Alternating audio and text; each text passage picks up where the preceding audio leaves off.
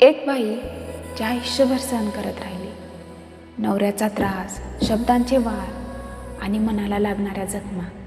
तिला वाटलं होतं माझी मुलं मोठी झाली की माझे दुःख समजून घेतील, माझ्या वेदना समजून घेतील. पण तीच मुलं जेव्हा वाईट मार्गावर लागतात ना, तर त्या आईच्या अवस्था ना न बघण्यासारखी होते. त्या आतून खूप तुटून जाते. मला तिच्या नवऱ्यासाठी फक्त एवढंच सांगायचं आहे, तुमच्या बायकोनं ना फक्त संसार सांभाळला नाही, तिचं स्वतःचं आयुष्य तुमच्यासाठी लावलं. आणि तिच्या डोळ्यातला प्रत्येक अश्रू हा तुमच्या वागण्याचा आरसा आहे. आजही वेळ गेलेली नाही. तुम्ही जे आतापर्यंत तिच्यासोबत वागलात त्यासाठी जर तिला तुम्ही माफ कर असं म्हणत असाल ना, तर तिचं आयुष्य बदलू शकतं. मला तिच्या मुलांसाठीही काही सांगायचं आहे. तुमची आई फक्त आई नाही, तुमचं जग आहे. ती स्वतः उपाशी राहून तिनं तुम्हाला पोटभर जेवायला दिलं. तिनं स्वतःचे स्वप्न बाजूला ठेवून तुमचे स्वप्न पूर्ण केले.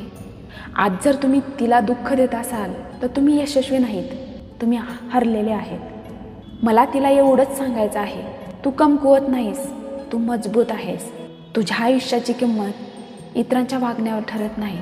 तू जग, स्वतःसाठी जग, कारण तूच आहे जे इतकं सहन करूनही उभी आहेस. कधी कधी बदलणं इतरांपासून नाही तर स्वतःपासूनच सुरुवात करावी लागते.